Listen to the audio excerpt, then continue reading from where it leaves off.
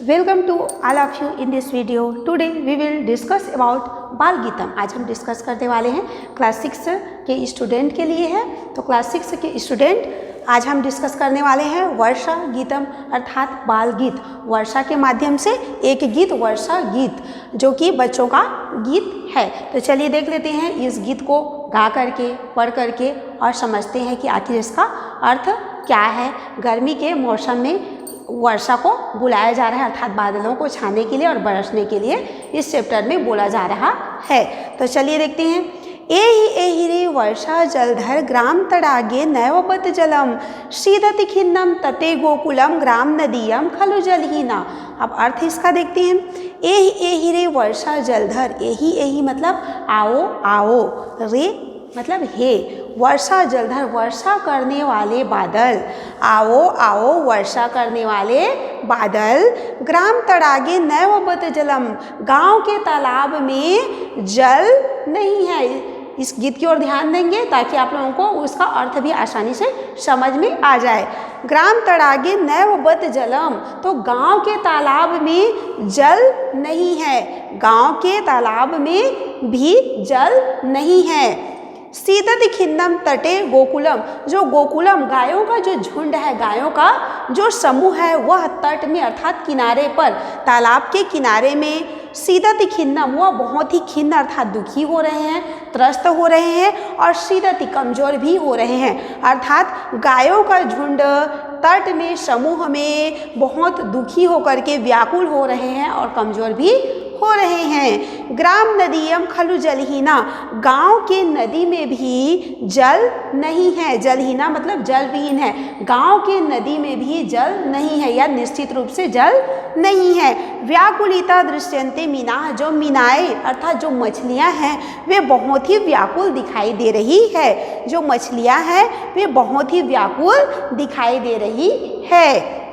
गृह कुपेशु च न नहीं नहीं नीरम, गृह कुपेशु च न नहीं नहीं नीरम, घर के कुओं में, घर के कुएं में अर्थात घर के कुओं में भी पानी, नीरम मतलब होता है जल नहीं है, घर के कुओं में भी जल नहीं है। देखिए सप्तमी विभक्ति बहुवचन, तो घर के कुओं में भी जल नहीं है।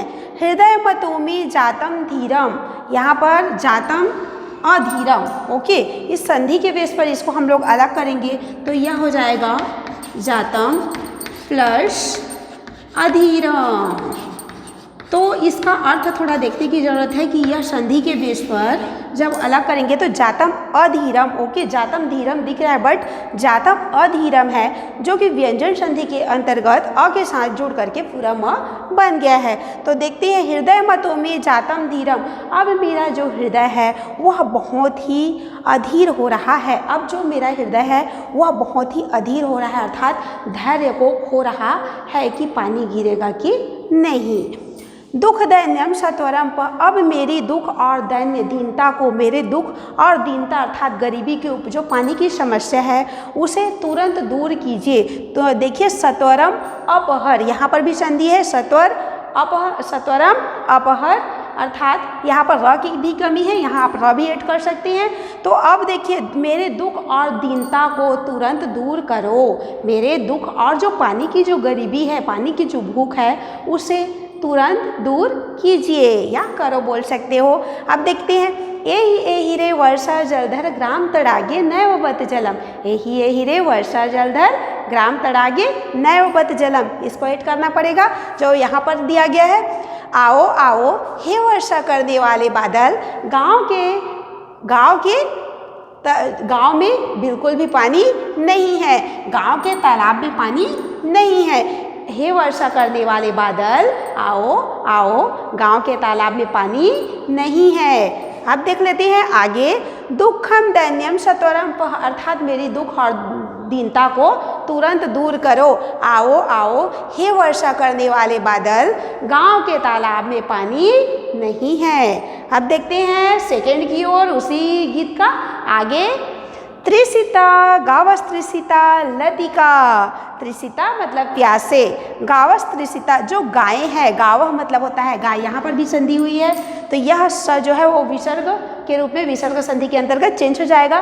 तो गावः तृषिता अर्थात जो गायें हैं वे भी प्यासे हैं, गाय भी प्यासे हैं। लतिका तृषिता और जो लताएं हैं वो भी प्यासी है, गाय भी प्यासी हैं और जो लताएं हैं वो भी बहुत ही प्यासी हैं। तृषितास्ते चातका वराका, और चातका मतलब होता है बेचारे, वराका मतलब होता है बेचारे और चातका मतलब होता है पशु पक्षी, सूक सारिकाएं, तोता, मैना।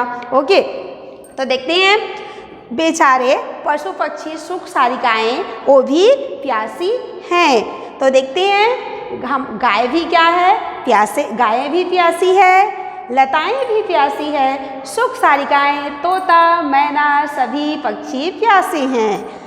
आकाशे तुम संचर संचर, आकाश में तुम छा जाओ। संचर संचर, संचरण करो, घूमो या छा जाओ।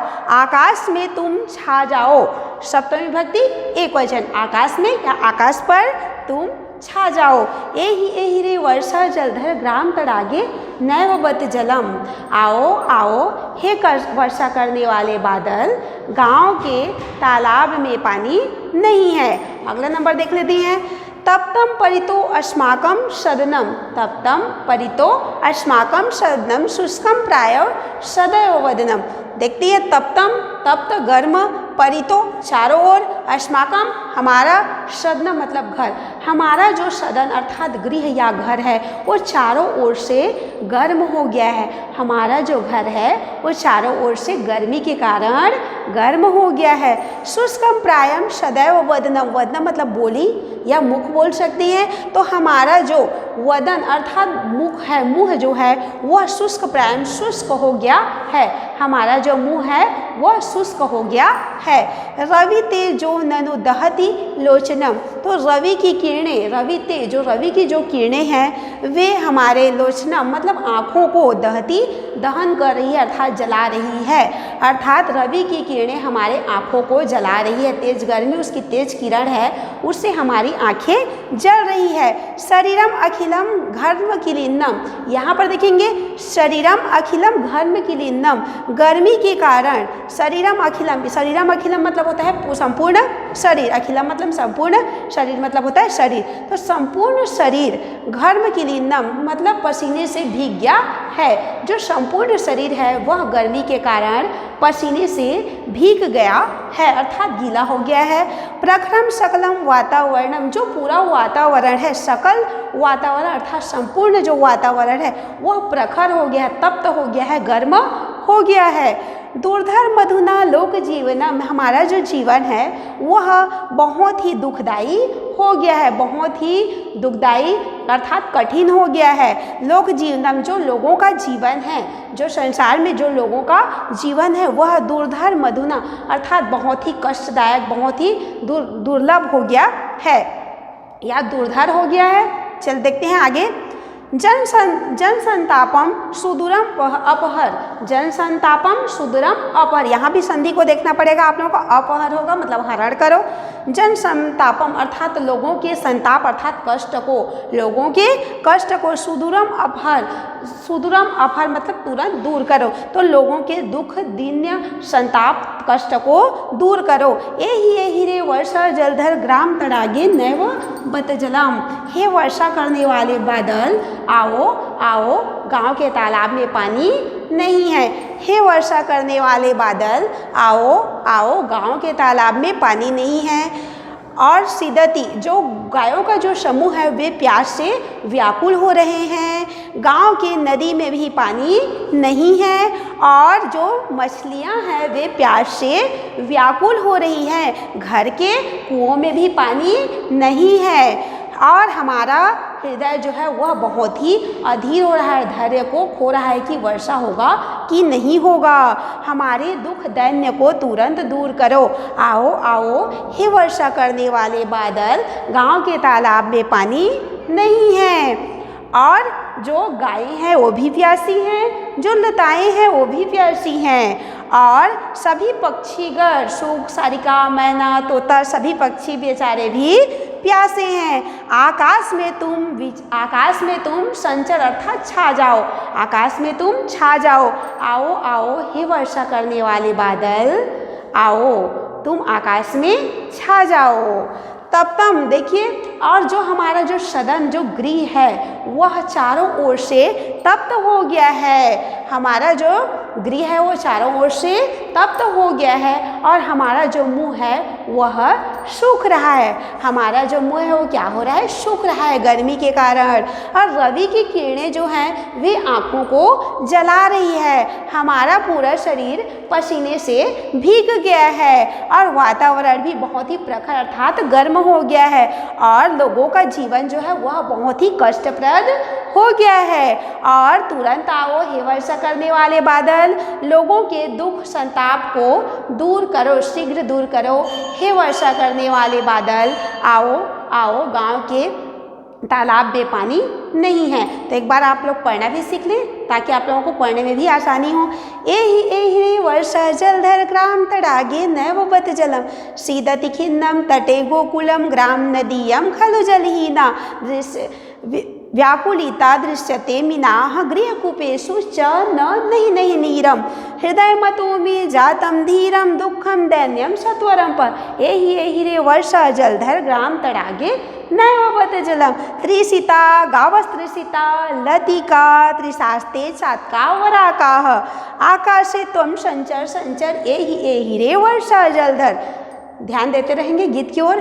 तप्तम परितो अस्माकं सदनम शुष्क प्रायम सदैव वदनम रवि में जो ननु दहति लोचनम शरीरम अखिलम घर्म किलिन्नम प्रखरम शकलम वातावरणम दुर्धर अधुना लोक जीवनम।